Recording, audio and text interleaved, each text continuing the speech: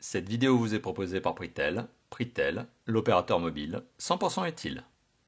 Salut, c'est Marco de Top 4 Phone. On se retrouve aujourd'hui pour la vidéo de test du Xiaomi Poco M3, le mobile que vous voyez tout de suite devant vous et que je vous ai présenté récemment lors de la très traditionnelle et habituelle vidéo de déballage de cette boîte que vous voyez en haut à droite de l'image. Vidéo de déballage que je vous encourage tout simplement à regarder afin de savoir si, par exemple, il y a un chargeur qui est fourni avec ce téléphone. Bon, donc ça c'est dans la vidéo de déballage que vous le saurez. Le Xiaomi Poco M3, c'est un mobile entrée de gamme. Il est commercialisé en deux versions, 4 Go 64 Go et 4 Go 128 Go. La version de 4 Go 64 Go qui est donc la plus accessible et qui me semble être finalement la version la plus adaptée, eh bien c'est une version que l'on retrouve au prix maximum conseillé de 159,90 € et 20 € de plus pour la version boostée avec plus de mémoire de stockage. Bon, je trouve que sur un mobile entrée de gamme, généralement, on charge le prix, donc il vaut mieux la version la plus accessible. Et c'est bien ici, celle-ci, la version la plus accessible. D'ailleurs, petite parenthèse, c'est une version qui est régulièrement en promo, enfin, comme tous les mobiles Xiaomi d'ailleurs, y compris sur la boutique officielle. Et ce téléphone, je l'ai moi-même acheté pour moins de 120 €. Donc finalement, eh bien, une très bonne affaire. J'ai envie de dire affaire. Sachant que, allez, je vous spoil un petit peu la conclusion de cette vidéo, mais ce Xiaomi Poco M3, eh bien, c'est un de mes coups de cœur de l'année 2020-2021. Alors je dis 2020 parce qu'il est sorti fin 2020, on est en janvier 2021 lorsque je fais cette vidéo. Et c'est clairement, selon moi, un excellent mobile. C'est mon top cœur, mon coup de cœur, mon top choix de l'année dans la catégorie des entrées de gamme. Voilà. Donc là, la chose est dite, je vous ai spoilé la vidéo. Ok, je vous ai spoilé la conclusion. Mais, cette vidéo de test, elle a pour but bien, de vous donner tout un tas de détails. Et on va rentrer dans les détails justement, et vous allez voir qu'il n'y a pas que du tout rose. Forcément, on est sur un mobile entrée de gamme, et forcément, il y a quelques, on va dire, concessions, ou en tout cas quelques acceptations à faire au niveau de ce fameux Xiaomi Poco M3. Voilà. Et bien donc on va commencer le test, et la première partie de ce test, généralement vous le savez si vous regardez les vidéos de Top 4 Phone, c'est bien le tour du propriétaire, c'est le design. Alors vous aurez remarqué ici on est sur une version jaune, mais jaune qui flash, hein. Donc c'est le Yellow Poco, c'est comme ça qu'elle s'appelle cette version, cette couleur s'appelle le Yellow Poco.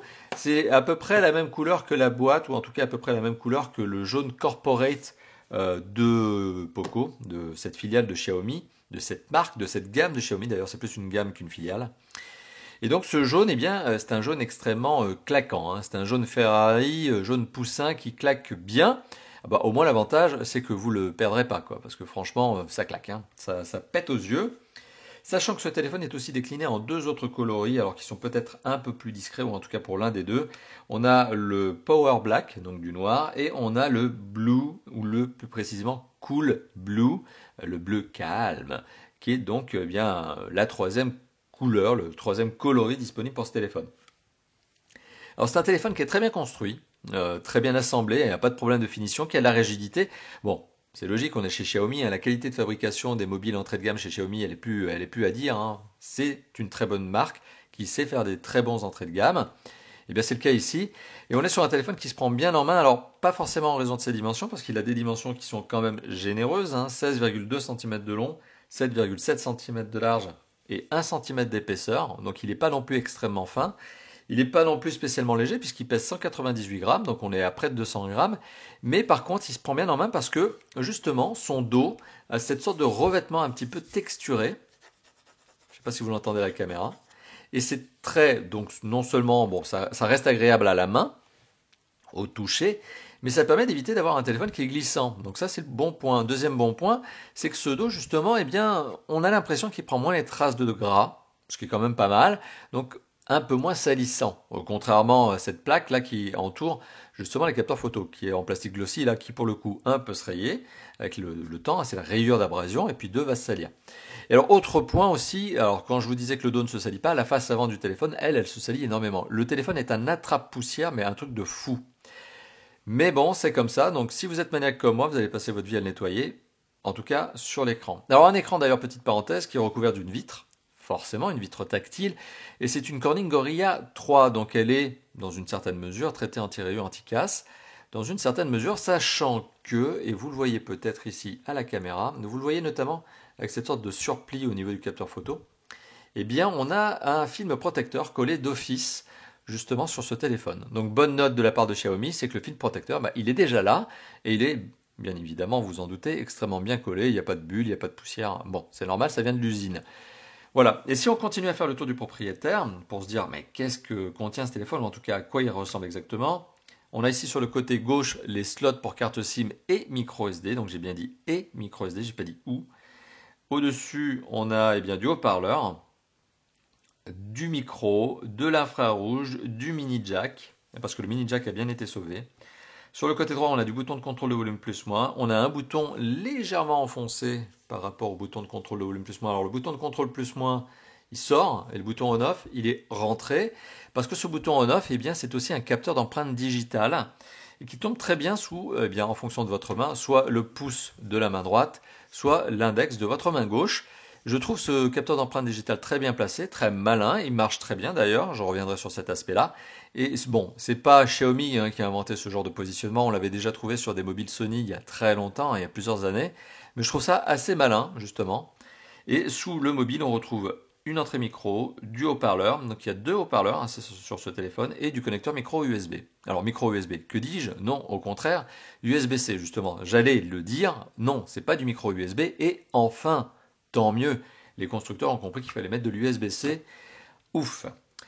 Voilà, donc c'est un mobile qui présente bien, dans une couleur ici jaune qui claque un peu beaucoup quand même, mais bon, si vous voulez quelque chose de plus sobre, vous avez la version noire. La version noire qui est quand même moins en promo que la version jaune, puisque c'est cette version-là qui est arrivée à moins de 120 € et que j'ai pu donc acquérir, vous l'avez compris.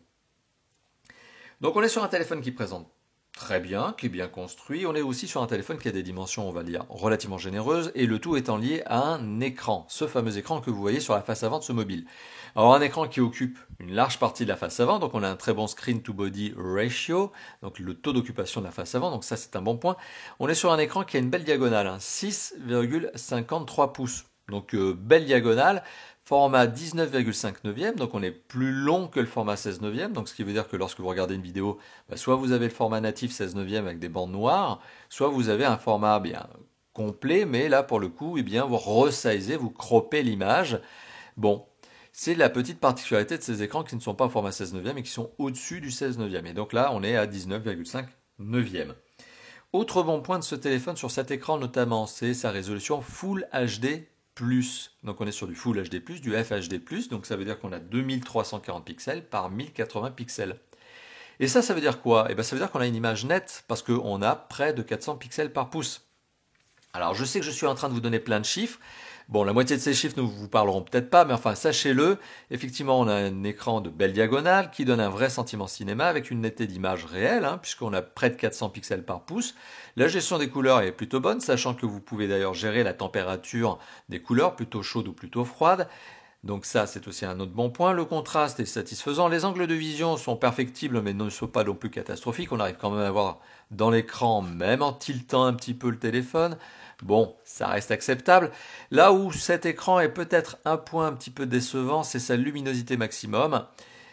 260 nits, 270 nits maximum, c'est vraiment le score que j'ai réussi à atteindre en réglant à fond. Sachant que là, j'utilise la configuration par défaut. Je sais que certains d'entre vous qui sont un petit peu geeks et un petit peu parfois manipulateurs pourront me dire que ce téléphone est capable d'aller plus haut en nits. En tout cas, c'est peut-être possible, oui, mais dans des réglages extrêmement avancés qui ne sont pas liés à l'utilisation du commun des mortels, tel que moi par exemple. J'ai une utilisation standard. Donc pour le coup, c'est un téléphone qui a une luminosité faible.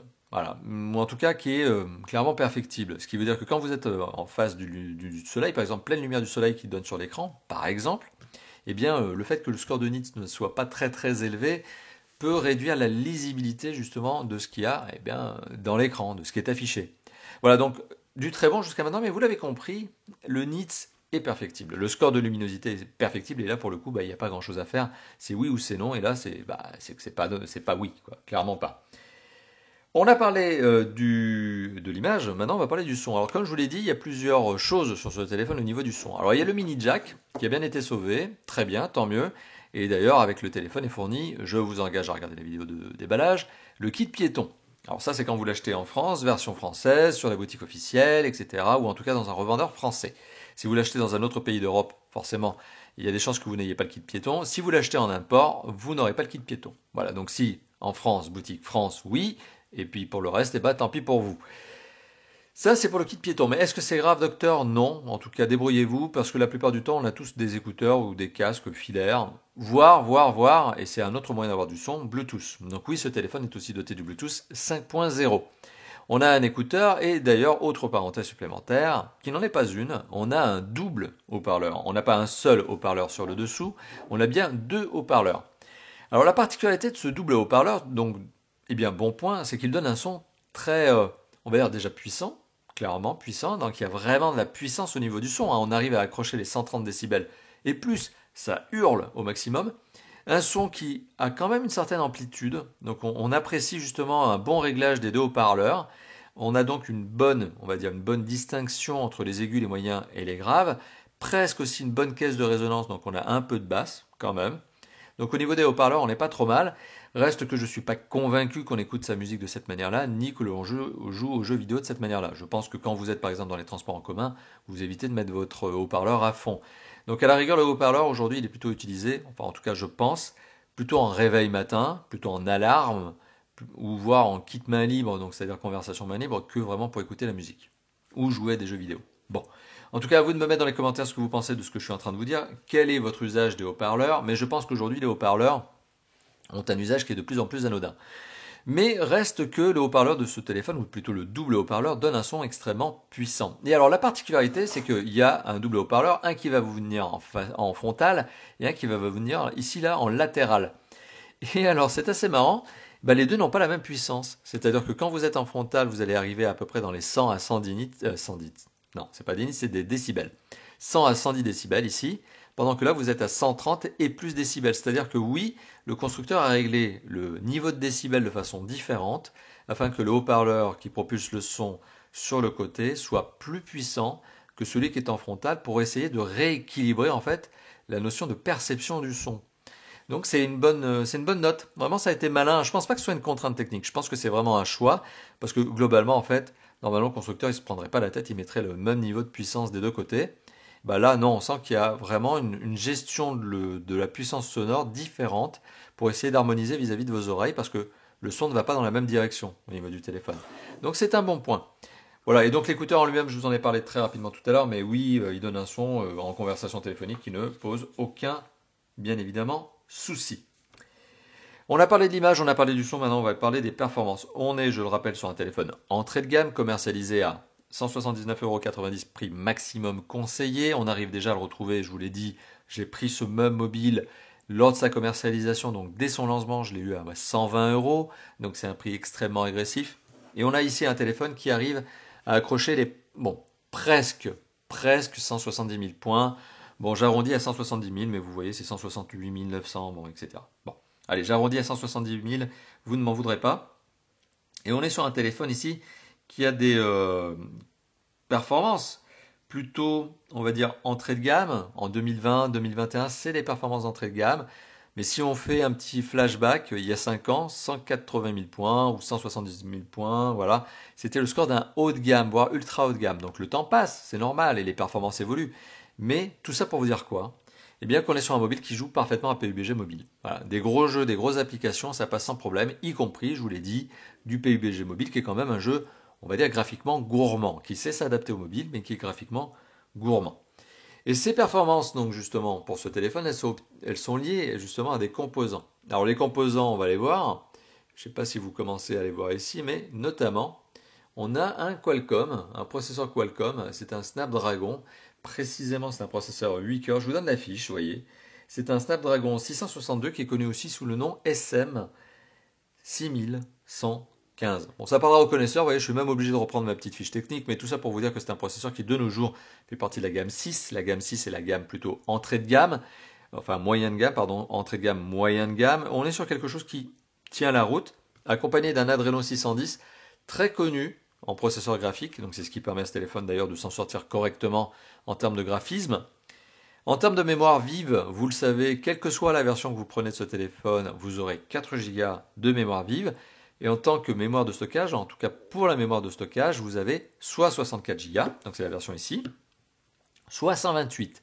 Et comme je vous l'ai dit, je trouve que ce téléphone est en tout cas l'achat le plus intelligent globalement de ce téléphone est à mon avis celui du 64 Go parce que le but c'est d'avoir le prix le plus bas. Et la version 64 Go, lorsque vous l'allumez pour la première fois, première installation, donc le système d'exploitation est là, première mise à jour, tout ça vous faites la première configuration sans ajouter de nouvelles choses, eh bien vous tombez à 50,7 Go de mémoire disponible lors du premier démarrage, ce que je trouve, à mon avis, encore une fois de plus, c'est mon avis, totalement suffisant. Sachant que, et je vous le dis de manière supplémentaire, vous avez un emplacement ici qui vous permet d'ajouter de la micro SD. Donc si jamais un jour vous sentez que les 50,7 Go sont trop courts, eh bien vous avez la possibilité d'ajouter une micro SD. Aujourd'hui, des micro SD de 64 Go en promo, on les trouve à moins de 20 euros. Bon, voilà, donc globalement, c'est pas un problème que cette mémoire de stockage. Je trouve que la version de base, même de ce mobile, est suffisamment généreuse. Et donc, on a parlé des performances, on a parlé des composants. Alors maintenant, on va parler d'autre chose, on va parler de la connectivité. Alors comme je vous l'ai dit tout à l'heure, on a un capteur d'empreinte digitale qui est placé dans le côté droit du mobile, sur ce bouton on-off, qui marche très bien, très efficace, qui permet de déverrouiller le téléphone de manière, je trouve, relativement rapide. Alors je dis relativement parce que j'ai déjà vu plus performant, mais je le rappelle, on est sur un téléphone d'entrée de gamme, et c'est déjà pas mal d'avoir un capteur d'empreinte digitale qui marche bien et qui ne se fait pas avoir, c'est-à-dire que j'ai bien fait le test avec plusieurs de mes doigts, eh bien oui, il reconnaît les doigts qui ont été saisis en empreinte digitale et justement il rejette les autres. Donc c'est pas un fake capteur empreinte digitale, non, il marche bien, il marche vite. Donc voilà, bon point déjà à souligner pour ce mobile. Ce téléphone dispose aussi bien sûr d'autres connectivités, vous vous en doutez. Alors je vais ouvrir ce petit panneau de cette petite application, mais uniquement pour illustrer mon propos. Et donc justement ce que l'on apprend, eh bien, c'est que ce téléphone dispose, alors bon ça c'est juste pour illustrer mon propos, mais ce téléphone dispose de tout un tas de connectivités. Et globalement, tout est plutôt satisfaisant à un détail près. Donc ce téléphone dispose de 2 emplacements pour carte SIM au format nano. En plus, un emplacement pour de la micro SD. Voilà, donc vous pouvez ajouter 2 cartes SIM et une micro SD. Donc c'est un bon point, il n'y a pas à sacrifier justement un des 2 emplacements de carte SIM pour avoir une micro SD. Bon point. Vous avez à côté de ça de la 4G, 4G LTE, sur laquelle je n'arriverai pas avec plus de précision au niveau de la vitesse. Vous avez du Wi-Fi ABGNAC, donc vous avez toutes les normes de Wi-Fi, y compris pour aller avec votre box fibre, ça pulse. Donc voilà, si vous avez envie d'avoir de la grosse vitesse en Wi-Fi, forcément cherchez un téléphone, comme c'est le cas ici, avec du ABGNAC, notamment AC. Vous avez aussi du Bluetooth 5.0, ça je vous en ai parlé tout à l'heure, notamment pour le son, si vous voulez appairer un casque. Bon, donc du coup, vous pouvez aussi appairer ce téléphone avec votre voiture. Ça passera crème, pas de problème. Vous avez aussi, en autre connectivité, comme je vous l'ai dit tout à l'heure, de l'USB-C, fonction OTG. Donc vous pouvez avoir un surcroît de mémoire avec notamment une clé USB OTG, USB-C, que vous pouvez placer sur ce téléphone. Vous avez aussi tout un tas d'autres connectivités. Vous avez de la radio FM. C'est assez fréquent la radio FM sur les mobiles de marque chinoise. C'est bien le cas ici.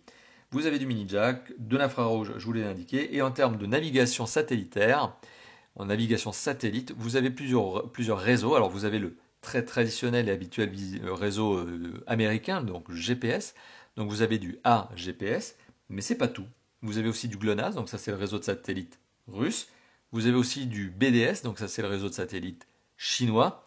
Et vous avez Galileo, c'est le réseau de satellite européen. Donc ça veut dire que ce téléphone utilise les 4 principaux types de réseaux satellitaires pour accroître votre précision et votre rapidité de localisation.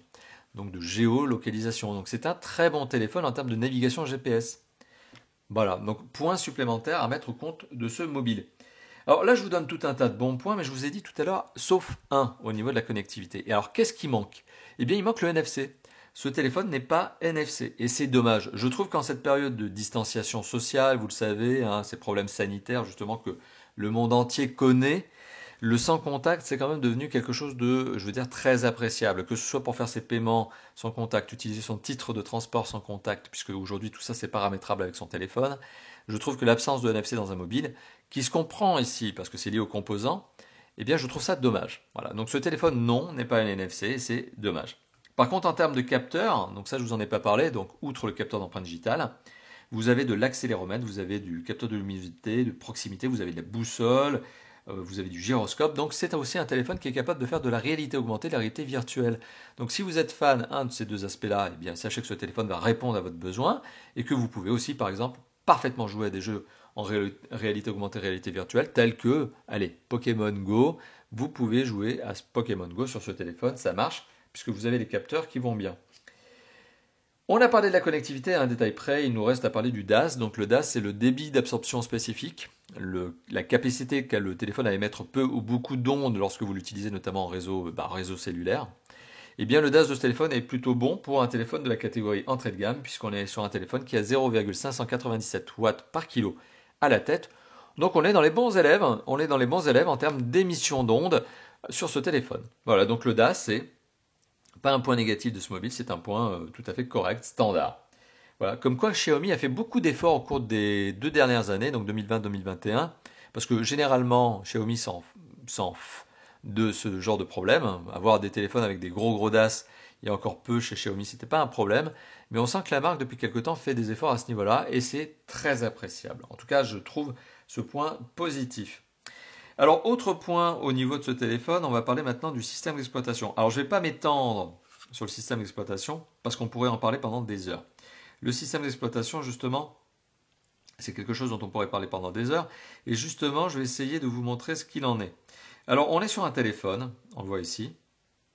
Voilà. On est sur un téléphone qui est doté d'Android 10. Alors, Android 10, c'est la dernière version à date. Oui, alors je sais qu'il y a la 11 qui arrive, mais c'est la dernière version à date. Ce fameux Android 10, vous voyez, je suis en train de vous montrer ce petit widget, qui, à mon avis, est extrêmement mature, qui n'apporte pas grand-chose de nouveau et radicalement différent par rapport au 9, qui est déjà mature, par rapport au 8, par rapport au 7.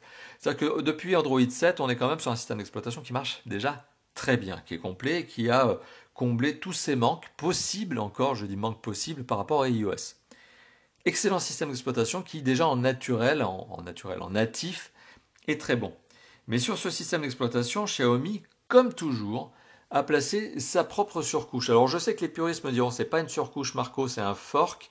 J'ai pas envie d'arriver dans ce niveau de détail. C'est pour moi une surcouche. Voilà, je le dis facilement, je le dis simplement. Cette surcouche, elle s'appelle MIUI 12. Ok, c'est la dernière version à date. On est en janvier 2021 lorsque je fais cette vidéo. Qu'est-ce que ça va me permettre de vous dire tout ça? Eh bien ça va me permettre de vous dire que 1, vous avez un système d'exploitation qui est très sympa, qui marche très bien, qui est très mature, qui est complet. Sur lequel le constructeur a placé une surcouche qui est graphique, ergonomique, très complète, sympathique, agréable. Donc très bien, vous avez des fonds d'écran supplémentaires, des sonneries, etc.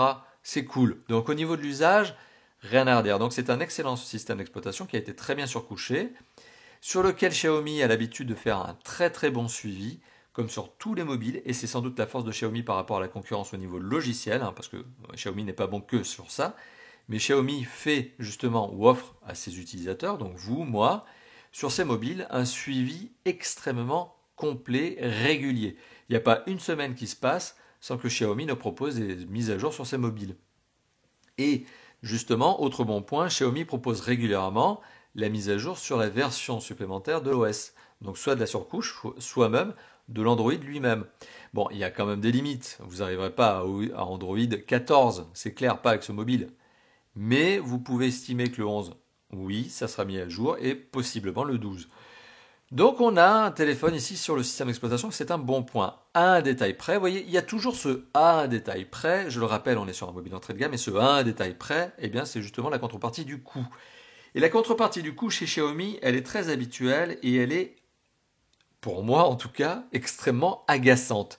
Et c'est un truc sur lequel j'aime bien tacler la marque, parce que forcément la marque me tacle à faire ça, c'est-à-dire me mettre, et encore j'en ai réduit, des jeux partenaires, mais j'en ai rien à faire. Donc c'est très bien de vouloir me faire découvrir, mais je sais que ces jeux-là, s'ils ont été installés par défaut, c'est parce qu'il y a du partenariat avec l'éditeur du jeu et que ça permet à Xiaomi de gagner quelques centimes ou dizaines de centimes supplémentaires lorsque vous utilisez ces jeux. C'est pareil pour les applications. Alors il y a les applications basiques de Xiaomi, il y a des applications comme le Mi Store qui vous permet d'aller sur la boutique de Xiaomi. Ok, très bien, mais bon, je viens d'acheter le téléphone, c'est pas la peine de me pousser à retourner sur la boutique. Le Mi Store, je m'en moque maintenant. Et Opera, bon ok, donc à la place de Chrome, vous avez Opera. Donc en doublon, on se rend bien compte qu'Opera c'est une application qui a été installée parce qu'elle est partenaire. Et puis vous avez d'autres applications partenaires qui sont ici, notamment AliExpress. Est-ce qu'il y a vraiment besoin d'installer par défaut AliExpress sur un téléphone Xiaomi? Est-ce que c'est pas à vous de choisir ce que vous voulez installer comme application de boutique? Vous avez TikTok, vous avez Facebook. Ok, je comprends que possiblement vous ayez ces réseaux sociaux. Mais pourquoi la marque vous les pousse? Parce que c'est du partenaire pour gagner quelques centimes de plus, etc., etc., etc. Bon. Donc la contrepartie de ce système d'exploitation, c'est ça, c'est les applications partenaires que vous pouvez heureusement désinstaller, mais qui n'ont, selon moi, pas d'intérêt justement pour l'utilisateur à être placé par défaut. Donc c'est même, on le sent d'ailleurs, c'est gagner quelques dizaines de centimes alors que le téléphone n'est pas offert, hein, vous le payez. Et donc ça, pour moi, ça m'agace. Voilà, ça m'agace. C'est le genre de forcer que j'aime pas. Là, j'ai l'impression que la marque fait du forcing. Non, c'est pas agréable. Voilà, donc heureusement, vous pouvez les désinstaller. Voilà, mais à vous de me mettre dans les commentaires ce que vous pensez de cette particularité, de ce point précis que je suis en train de vous indiquer. Est-ce que ça vous dérange d'avoir des applications partenaires installées par défaut dans votre mobile? Moi, ça ne me fait pas spécialement plaisir, mais à vous de me dire ça dans les commentaires. Quel est votre propre avis? Eh bien, dites-moi ça dans les commentaires de cette vidéo. On a parlé du système d'exploitation, maintenant on va parler de l'usage. Alors comme je vous l'ai dit il y a quelques instants, c'est un téléphone qui est doté du Play Store. Pas de problème là-dessus, même si effectivement l'administration Trump en ce début d'année 2021 a eu l'occasion de blacklister Xiaomi aux États-Unis. Heureusement pour le moment, Xiaomi a gardé l'agrément Google et notamment le Play Store. Donc pas de problème là-dessus. Et effectivement, vous pouvez installer toutes les applications que vous voulez qui sont liées au Play Store. Bon point. Alors, donc c'est un téléphone qui permet de faire fonctionner tous les gros jeux et toutes les grosses applications. Gros jeux notamment, je vous l'ai dit tout à l'heure et je vous l'ai montré, PUBG mobile. Bon, et on peut imaginer d'autres gros jeux 3D. Pas de problème là-dessus. Donc c'est un mobile multimédia, c'est un mobile ludique, c'est un mobile qui à la rigueur est peut-être productif. Vous pouvez lire vos emails sans aucun problème, surfer sur internet, etc. Écouter de la musique de bonne manière. C'est très agréable. Regarder des films, c'est très agréable. C'est un effet cinéma. Ce téléphone a aussi deux autres aspects sur lesquels j'ai envie de m'attarder. La qualité photo. Alors la qualité photo, elle est offerte par un quad pixel, donc de 48 mégapixels au dos, accompagné d'un 2 mégapixels pour l'effet bokeh, donc ça c'est la profondeur de champ, donc il ne sert à rien d'autre que ça, hein, uniquement gérer la profondeur de champ. Et un autre 2 mégapixels pour l'effet macro. Alors, on va être très clair, le 2 mégapixels qui sert pour l'effet bokeh, je ne vais pas m'attarder là-dessus, il marche très bien, donc on a une vraie gestion de la profondeur de champ correcte, bon point. Le 2 mégapixels qui sert pour l'effet macro, clairement il ne sert à rien. Il arrive à faire de la macro, et encore, donc il est plutôt moyen au niveau de la macro, mais 2 mégapixels, de toute façon, ça ne fait pas grand-chose. Ce qui fait que, oui, effectivement, oui, vous aurez une capacité à faire de la macro, mais avec une résolution très faible. Donc, vous ne pourrez pas faire grand-chose de la photo. Mais bon, voilà, le 2 mégapixels, il est là. L'effet macro, il est là. Vous avez donc cette possibilité de faire de la macro avec ce téléphone. Et le 48 mégapixels, c'est un quad mégapixels. Alors, il y a un petit artifice marketing, mais quoi qu'il en soit, ce 48 mégapixels, je ne le trouve pas mauvais au niveau de la prise de vue. Donc c'est plutôt rapide. L'autofocus parfois est un petit peu perdu, donc des fois vous serez obligé de le passer en manuel. Mais je trouve la qualité photo obtenue avec ce 48 mégapixels quad pixel 2 plus 2 pas mal. Ça c'est pour la qualité photo du capteur dorsal. Des capteurs photo dorsaux. Bon point donc au niveau de cette qualité photo pour un entrée de gamme. J'insiste bien, c'est parce que c'est un entrée de gamme que j'accepte ce niveau de qualité photo, que je trouve donc tout à fait correct. Au niveau de la qualité du capteur photo frontal. Alors, ce capteur photo frontal, coucou la caméra, c'est un 8 mégapixels. Donc, vous voyez un petit peu le setup. Ce 8 mégapixels prend vite les photos. Pas de grosses aberrations au niveau de la gestion de la lumière ou au niveau de la gestion des couleurs. Comme le dos, c'est pas trop mal. Mais ça reste un 8 mégapixels. Donc, clairement, il manque de netteté. Ça manque de précision. Parce que c'est lié au capteur de 8 mégapixels. Il aurait été 12, 16, 24. Forcément, on aurait plus de netteté au niveau de l'image parce que plus de détails, plus de finesse. Mais c'est un 8 mégapixels. Alors c'est un peu léger aujourd'hui, hein, en 2021, ce 8 mégapixels, ça va commencer à devenir un petit peu faible par rapport à cette, on va dire, cette panoplie de téléphones qui arrivent, hein, désormais, qui ont des capteurs photo selfie plus performants. Mais malgré tout, j'insiste, bon, on est sur un téléphone entrée de gamme. Bon, pourquoi pas. Donc la qualité photo n'est pas un problème, au contraire. Le triple capteur photo dorsal, dont au final il n'y en a qu'un qui fait vraiment le boulot, marche pas mal. Le capteur photo frontal, même si on regrettera qu'il ne s'agisse que d'un 8 mégapixels, marche aussi tout à fait correctement. Voilà. L'autonomie de ce téléphone, c'est le deuxième point sur lequel j'ai envie d'arriver. Alors l'autonomie de ce téléphone, Il y a plusieurs choses à se dire. Déjà, premièrement, le téléphone est un téléphone unibody, donc vous ne pouvez pas enlever la batterie par vous-même, ou alors il faut avoir un petit peu de talent au niveau du démontage-montage. Il faut être un petit peu outillé, un petit peu doué. Clairement, c'est pas mon cas. Moi, démontage de téléphone, je sais pas faire. En général, je les casse. Donc, quand il faut réparer un téléphone, bah, je suis obligé de passer par un réparateur parce que je suis pas suffisamment doué. La batterie de ce téléphone, elle est figée dedans. Donc, même si c'est une coque en plastique, figée, ça se change pas. Il faut passer par un réparateur, sinon vous allez déglinguer le téléphone. À moins d'être doué, comme je vous l'ai dit. C'est une batterie de 6000 mAh. Et donc ça, c'est un très bon point. C'est une très grosse batterie. Une très grosse batterie, 6000 mAh, qui permet à ce téléphone, parce qu'il n'est pas spécialement énergivore, eh bien d'atteindre les 2 jours avant la recharge. Sans aucun problème. Hein. 2 jours avant la recharge. À moins que vous ayez cet usage très intensif au niveau des jeux 3D, franchement, 2 jours avant la recharge. Une recharge qui en plus est une recharge rapide, parce que ce téléphone accepte la capacité 18 watts. C'est-à-dire qu'en fait, ce téléphone est 18 watts au niveau de la recharge. Mais vous allez me dire, 18 watts au niveau de la recharge, c'est très bien, mais est-ce qu'il y a le chargeur? Eh ben, je vous engage à regarder la vidéo de déballage. Est-ce qu'il y a le chargeur? Bah, vous le saurez. Bah oui, pourquoi je fais des vidéos de déballage? Bah, c'est bien pour vous montrer les accessoires qui sont fournis avec. Et c'est d'autant plus intéressant de nos jours que de savoir qu'il y a oui ou non un chargeur dans la boîte, parce que les constructeurs ont pris cette mauvaise manie désormais, et on en a plusieurs qui sont en train de prendre cette tendance, eh bien de plus mettre de chargeur dans la boîte. Est-ce que c'est un bon point ou c'est un mauvais point? J'ai fait récemment un sondage, vous avez été plus de 70%, presque 75% je crois, à me dire que c'était une aberration que de ne pas avoir de chargeur dans la boîte. Voilà, donc je vous comprends et je partage votre point de vue, surtout que, parenthèse, les téléphones étant dotés de la recharge rapide désormais, si on n'a pas le chargeur qui va avec, on est obligé de l'acheter parce que oui, il y a une norme écologique, c'est ce principe de l'écologie qui fait qu'on a beaucoup de chargeurs à la maison désormais parce qu'on a eu plusieurs téléphones, je le comprends parfaitement, je fais une parenthèse. Mais les téléphones n'ont pas tous la même capacité de recharge. Et donc c'est pour ça qu'avoir le chargeur dans la boîte, c'est quand même un bon point. Et est-ce que c'est le cas ici? Vidéo de déballage, voilà, tout simplement.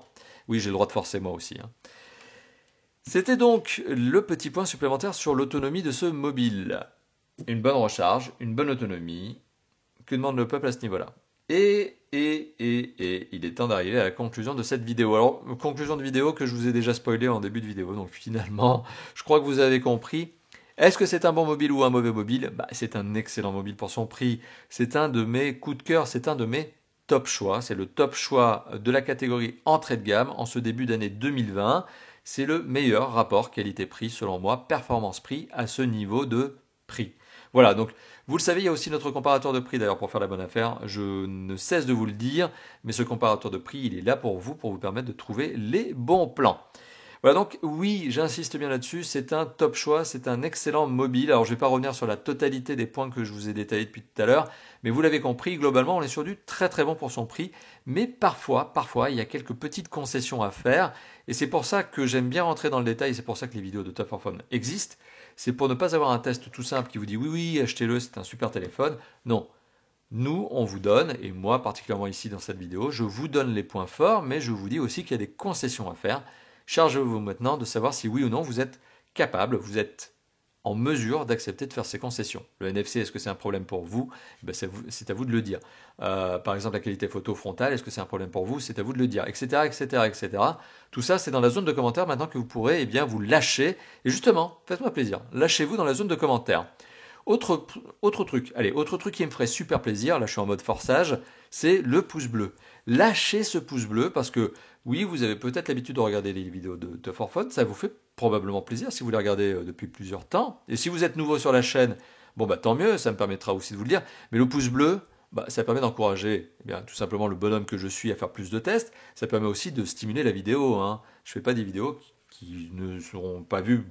Je fais des vidéos pour que justement vous soyez les plus nombreux à les regarder. En fait, finalement, ouais, ça fait plaisir de savoir qu'on ne fait pas les choses pour rien. Donc c'est le petit pouce bleu du bonheur. Et sinon, il y a l'abonnement. Hein, voilà, l'abonnement, c'est un petit bouton qui se trouve en bas à droite qui s'appelle plus un abonnement.